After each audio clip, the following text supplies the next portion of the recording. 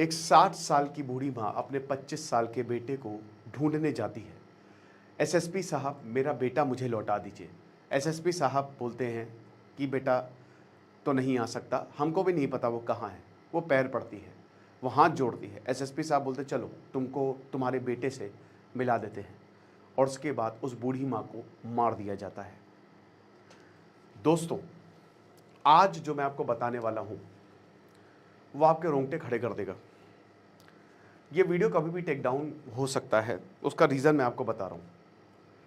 इसलिए क्योंकि देखिए, एक मूवी आई है सतलज। ये 3 साल पहले मूवी बनी थी। मैं बहुत मूवीज़ देखता हूँ, मैं बहुत ज़्यादा मूवीज़ देखता हूँ। मुझे अच्छी मूवीज़ देखने का बहुत ज़्यादा शौक है, ठीक है। अच्छा मूवी क्रिटिक बन सकता हूँ मैं। तो ये जो सतलज है, ये मूवी 3 साल पहले बनी थी। अब ये मूवी को बैन कर दिया, इस मूवी को बैन कर दिया। ये इंडिया में रिलीज नहीं हुई, इंडिया में रिलीज होने ही नहीं दिया।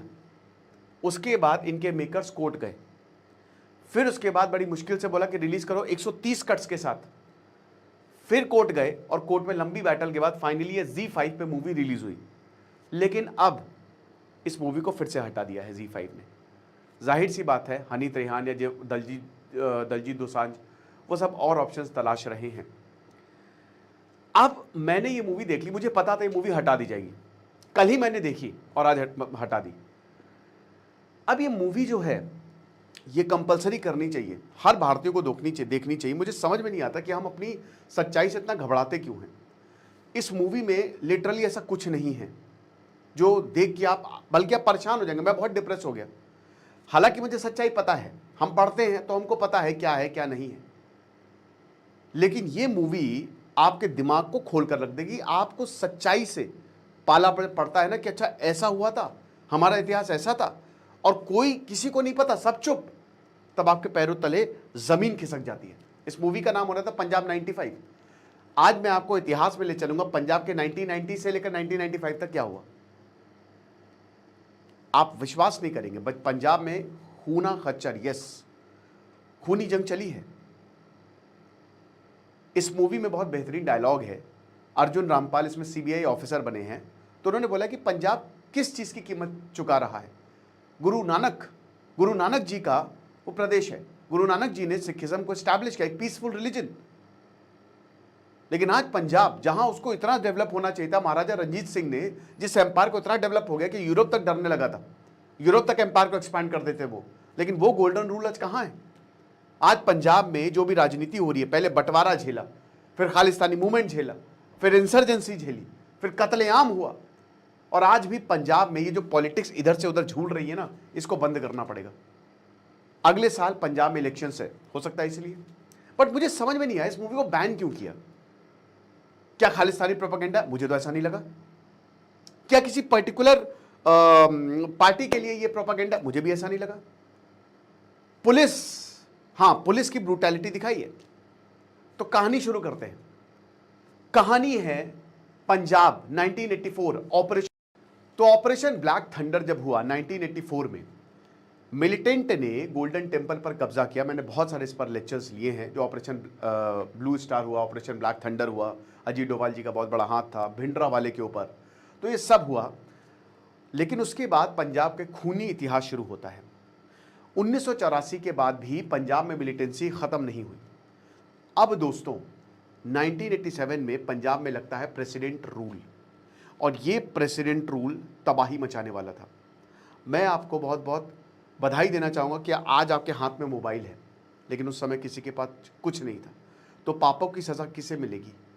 1987 से लेकर 1992 तक क्या होता है, इनफैक्ट 1996 तक क्या होता है, 10 साल जो पंजाब में हुआ, उस पर सबने चुप्पी साधी। नो डाउट वहाँ पे मिलिटेंट थे, लेकिन कितने निहत्थे, कितने सिविलियंस इसकी बलि चढ़े, इसका हिसाब कौन देगा। 1989 भारत के सबसे controversial officer IPS DGP KP Gill की बायोग्राफी मैंने रिव्यू की है।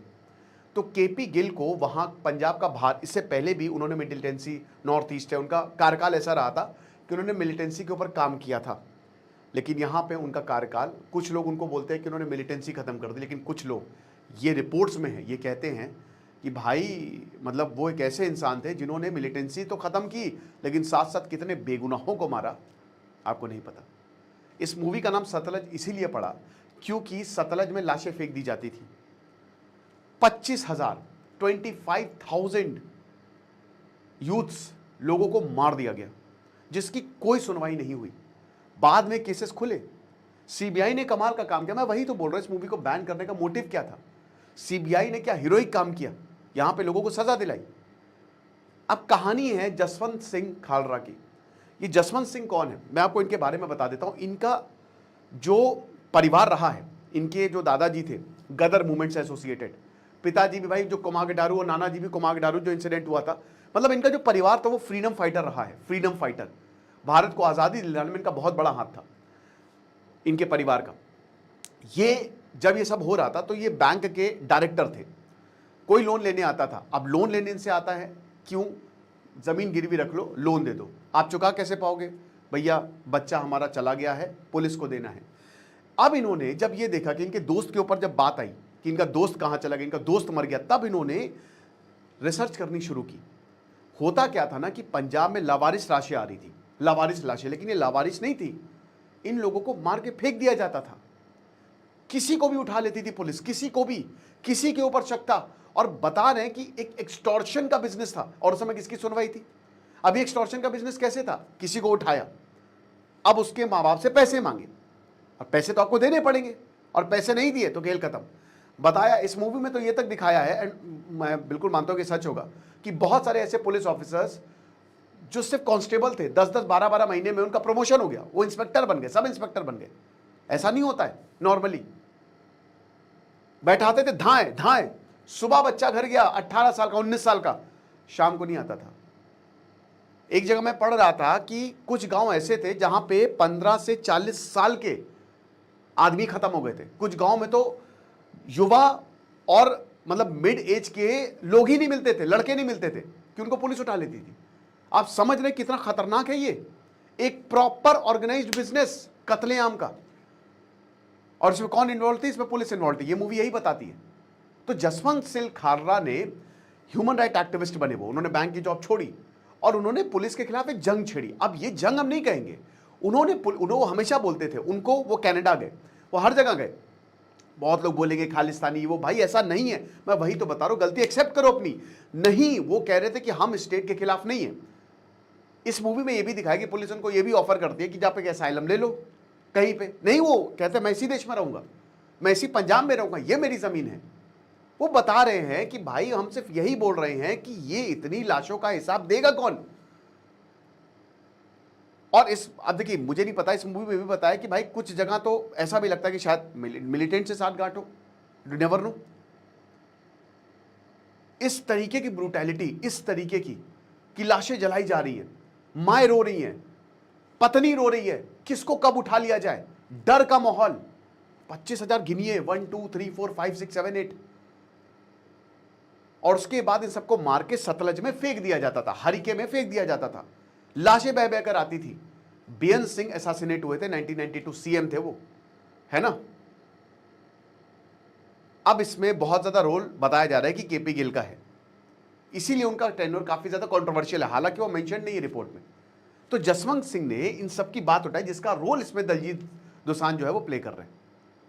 ठीक है, मुझे मूवी बहुत अच्छी लगी। कुछ लोग बोलेंगे सर पेड, मैंने भाई कल भी बोला था, आज भी बोल रहा हूं, सरकार अच्छा काम करेगी तो हम बहुत तारीफ करते हैं। 5 करोड़ का भैया मैं उसको इनाम दूंगा जो मुझे ये साबित कर देगा कि सर पेड है, प्रोपेगेंडा है। मैं अपनी तरफ से अनाउंस है ये, ठीक है। ये इतनी इंपॉर्टेंट मूवी है, ये इतनी ज़बरदस्त चीज़ है। तो अब उसके बाद क्या है कि फिर ये कहानी आगे बढ़ती है। जसवंत सिंह जब जाते हैं, लाशों के रिकॉर्ड्स देखते हैं, फिर नगर निगम में जो लकड़ियां मिलती है जलाने के लिए, उनके रिकॉर्ड्स को मिलाया जाता है। बहुत भयानक, उस समय कोई कैमरा नहीं था, कुछ नहीं था, और वो जगह जगह जाता है, पुलिस का भी डर, और पुलिस लगातार उनको धमकाती भी है कि क्या कर रहे हो, मत करो। पुलिस का ये कहना रहता है कि हम तो मिलिटेंसी को खत्म कर रहे हैं, लेकिन ये बात सच है कि कितने परिवार बोल रहे कि हमारा बच्चा कहाँ गया, हमारा बच्चा कहाँ गया, बच्चे को ढूंढ दो हमारे। जसवंत सिंह खालरा पूरी दुनिया में फेमस होने लगता है, खाली भारत में नहीं। ये उनकी किस्मत में था, उनकी जीन में था। ह्यूमन राइट्स के वायलेशंस हर जगह। अब जाहिर सी बात है पाकिस्तान ने इसका मिसयूज किया, लेकिन ये सच्चाई भी थी कि ह्यूमन राइट्स वायलेशन उस समय हुए। देन उसके बाद क्या होता है, उसके बाद हम ये देखते हैं कि यहाँ पे फिर पुलिस जो है, पुलिस जसवंत सिंह को उठा लेती है। और जब पुलिस जसवंत सिंह सितंबर 1995 में उठाती है तो उनकी लाश मिलती है बाद में। बहुत ब्रूटल टॉर्चर, नहीं सॉरी, लाश मिली नहीं उनकी आज तक बॉडी नहीं मिली। बताया गया कि पुलिस ने उनको मार दिया, एक्स्ट्रा जुडिशियल कस्टडी खत्म कर दिया। अब वहां पे इससे पहले वो अपनी कार धो रहे होते हैं, पुलिस उठा लेती है उन्हें, फिर उसके बाद सीबीआई की एंट्री होती है। और ये मूवी भी साबित करती है और ये सच है कि सीबीआई से बेहतरीन इंस्टीट्यूशन भारत में है नहीं। सीबीआई ऑफिसर आते हैं तब पुलिस की करतूतों का कच्चा चिट्ठा वो खोलते हैं कि पुलिस ने क्या किया है, किस तरीके से यहां पे कितने लोगों को मारा जा रहा है, और जसवंत सिंह को मारने के लिए या उठाने के लिए क्या क्या आपने किया। तो पुलिस जब ये खोलती है, और पुलिस एक बहुत लंबा केस, प्रॉब्लम ये था कि इसमें आई विटनेस का भी मर्डर होता रहता है। जो कुलजीत सिंह जो मेन आई विटनेस होता है उनका भी मर्डर हो जाता है। लेकिन अल्टीमेटली सीबीआई उन 6 लोगों को उम्र कैद दिलाती है 2005 में। एक उसमें जो एसएसपी थे वो मर गए, उनका मर्डर हो गया, और बाकी 5 आज सजा काट रहे हैं। आज 2005 में वो कन्विक्ट हुए जसवंत सिंह खालरा के मर्डर में। सुप्रीम कोर्ट तक गए कि उनको माफ कर दो, लेकिन मना कर दे सुप्रीम कोर्ट ने कि नहीं। तो ये है, this is the reality of Punjab. और हम क्यों इस बात पे पीछे, हम क्यों इसको एक्सेप्ट नहीं कर रहे हैं। केपी सिंह 1995 में रिटायर हुए, क्योंकि बताते ऑर्डर वहीं से आते थे। केपी सिंह पे एक और आरोप था सेक्सुअल हरासमेंट का, एक आईएएस ऑफिसर ने लगाया था। उसके लिए उन्होंने 3 साल प्रोबेशन पे भी काटे, जेल हुआ था सब। उसके बाद वो हॉकी फेडरेशन में गए। मैं न्यूज़ लॉन्ड्री का आर्टिकल पढ़ रहा था कि भैया केपी सिंह एक ऐसे, मतलब बहुत ही, उनको आप कह सकते हैं कि बहुत बढ़िया वो आईपीएस ऑफिसर थे, बट उनका जो दामन था वो काफ़ी दागदार था। 2017 में उनकी मौत हुई, नेचुरल डेथ। पंजाब से निकल के फिर वो कभी वापस नहीं आए। और सरकार ने फिर देखा कि जसवंत सिंह को आपने कैसे किडनैप कर लिया, इंटरनेशनल प्रेशर था, और सरकार ने बोला कि आप जसवंत सिंह को लेकर आइए, लेकिन पुलिस ने मार दिया उसे, खत्म कर दिया उसे। भाई लोगों के लिए वो मसीहा था, वो ये बता रहा था कि लोगों के साथ क्या क्या कांड हुए हैं। जसवंत सिंह बताते हैं कि मैं जाता था और माएँ बस रोती थी कि मेरे बच्चे को ले आओ, मेरे बच्चे को ले आओ। और यही इस मूवी में इतना ब्यूटीफुली कैप्चर किया कि आप रो देंगे, कुछ ऐसे सीन्स हैं। लेकिन अब इस मूवी को हटा दिया गया। मैं सरकार से अनुरोध करूंगा इस मूवी को रिलीज होने दिया जाए। हम क्यों अपने इतिहास को छुपा रहे हैं, क्यों ये हुआ है ना, क्या मिल जाएगा इससे। जो चीज हुई है अगर हम उसको रेक्टिफाई करने की कोशिश करेंगे तो ज्यादा अच्छा है। ये चीज है। पंजाब उसके बाद कभी संभल नहीं पाया, और आज भी पंजाब संभल नहीं पाया है। जो बाहरी ताकत है वो पंजाब को तोड़ने में लगी हुई है, लेकिन भारत डटा हुआ है। भारत ऐसी की तैसी कर रहा है, और करना भी चाहिए। लेकिन पंजाब को अभी तक जो उसने किया है उसका अभी तक श्रेय नहीं मिला है। लोग इतने अच्छे हैं वहाँ के, इतने दिलदार लोग हैं वहाँ पे। जो सरदार होते हैं भाई, जो सिख होते हैं, हम सबको पता है कि यार उन्होंने कितना कुछ झेला है, इंसाफ के लिए लड़ते हैं। वो ज़्यादा दिमाग से नहीं सोचते, दिल से सोचते हैं। अगले साल इलेक्शन है पंजाब में, आम आदमी पार्टी ने भी फेल कर दिया पंजाब को। एंड आई होप इस बार कोई अच्छा चेंज है, कोई पॉजिटिव चेंज है, क्योंकि पंजाब में नदियां हैं। लेकिन ये भी पंजाब का एक इतिहास रहा है। आप जरा सोच के देखिए कि जब ये बिजनेस हो जाए, जब मारने का बिजनेस हो जाए, उस पर कितना पैसा कमाया गया होगा कि हाँ तेरा बेटा मेरे पास है, इतने पैसे लिया, नहीं लाएगा तो भाई मार के फेंक देंगे। क्या किसकी सुनवाई है। अल्टीमेट पावर नहीं होनी चाहिए। Power corrupt and absolute power corrupt absolutely. यही इस मूवी में दिखाया, और यही सच्चाई है भारत की भी। लॉकडाउन में भी हमने देखा कि पुलिस के पास जब बहुत ही ज़्यादा एक्सट्रीम पावर थी तो दिक्कतें हुई। पावर, एक्सट्रीम पावर किसी को नहीं देनी चाहिए। वो फिर पावर के नशे में बहुत कम लोग होते हैं। और ऐसा नहीं कि इसमें बहुत सारे, मैक्सिमम पुलिस वाले इसमें ये कह रहे थे कि यार ये गलत है, बहुत सारे पुलिस वालों ने, लेकिन वो चुप्पी साधे हुए थे। बहुत अच्छा डायलॉग इस मूवी में, वो कहते हैं कि शेर की सवारी कर रहे हैं, जैसे ही शेर से उतरेंगे शेर खा जाएगा। तो बहुत सारे पुलिस वाले चुप रहते थे, डरते थे। वो जसवंत सिंह खालरा ये बताते हैं कि 2000 पुलिस वालों ने कोऑपरेट करने से मना कर दिया, वो नहीं कुछ कह सकते थे। और जसवंत सिंह जो हैं, जब उनकी लाश अभी तक नहीं मिली, उनकी वाइफ अभी तक लड़ रही है। कितनी फैमिलीज को उन्होंने इंसाफ दिलाया, कितने पुलिस वाले को केस अभी भी चल रहा और सजा दिलाई है। और ये तो तरन तारण का था जो डिस्ट्रिक्ट था, आप समझ रहे हैं? तो मेरे ख्याल में ये मूवी को रिलीज होने देना चाहिए। मैं सरकार से अनुरोध करूंगा, क्योंकि इस मूवी में कोई मुझे प्रोपागेंडा नहीं दिखा, इस मूवी में मुझे सच्चाई दिखी। और ऐसी मूवीज अगर भारत में नहीं आएंगी तो फिर कैसे काम चलेगा? हम अच्छा नहीं दिखा सकते, हमको ये भी दिखाना होगा, हम इतिहास से सीखे। बाहरी वाले देखिए, आप बहुत लोगों को लगता है कि यार ये बाहर लोग क्या सोचेंगे, अरे बाहर में जा, बाहर लोग क्या, उनकी औकात है क्या? पाकिस्तान की औकात है? मर रहा है पाकिस्तान, खत्म हो रहा है, वेंटिलेटर पे है, आखिरी सांसें गिन रहा है, उसको तो भारत वैसे ही तोड़ रहा है। लेकिन हमारी जनता को इतिहास पता लगना चाहिए कि ये हुआ था। और मूवीज से बेहतर, वेब सीरीज से बेहतर कुछ नहीं होता। लोग किताब नहीं पढ़ते, लोग आर्टिकल्स नहीं पढ़ते, लेकिन मूवीज देख सकते हैं वो। तो मेरे बस यही अनुरोध होगी, मेरी रिक्वेस्ट रहेगी सरकार से कि अगर आप इसको रिलीज करने दें तो बहुत अच्छा होगा, नहीं तो जैसा हो। बाकी एसएससी का हमने कोर्स एक लॉन्च किया है, आर्टिफिशियल इंटेलिजेंस के थ्रू हम एसएससी आपको पढ़ाएंगे। किस मतलब एक तरीके से एआई आपका साथी बनेगा, जिसमें test series, performance analysis, weak topic detection, revision plan, chapter priority, सब कुछ बहुत ज़्यादा आपको फायदा मिलेगा। Thank you so much.